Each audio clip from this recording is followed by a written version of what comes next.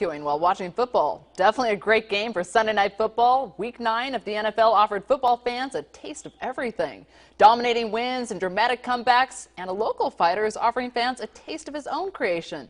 Our Julie Bueller is live here with more. Julie.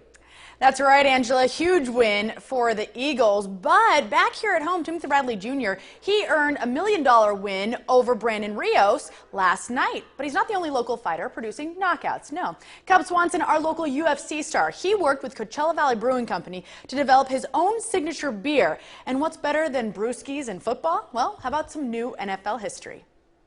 Killer Cub can now be found at Coachella Valley Brewing Company, but be careful, it's a powerful brew boasting 10% alcohol. And the man the beer is named after, UFC star and Cathedral City grad Cub Swanson, he said he's a fan of dark beers and that this one will, quote, sit you down. And it's all part of his goal to reinvest in the community that supports him in his UFC career.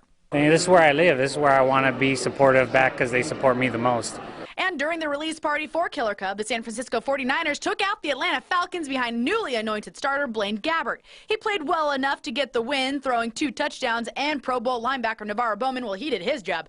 The Niners win by the slimmest margin, 17-16. And the struggling Indianapolis Colts took out the previously unbeaten Broncos with a 27-24 win in a wild game. The Colts took an early 17-0 lead, but Denver responded in the second half. The pendulum swung in both directions, but it was 42-year-old Adam Vinatieri that kicked the decisive 55-yard field goal.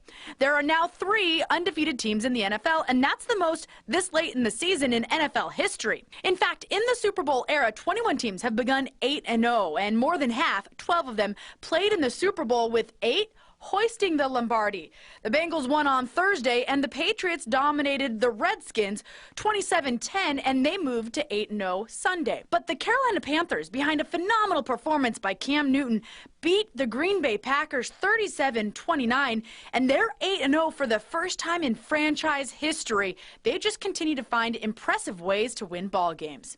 And the Raiders, well, their offense looked impressive, but the Steelers, they were more impressive. Pittsburgh netted a field goal with 2 seconds left, and they get the 38-35 win. Oh, it was a very tough loss for Raider fans, so my apologies for wearing Steeler colors. I promise I'm not trying to rub it in.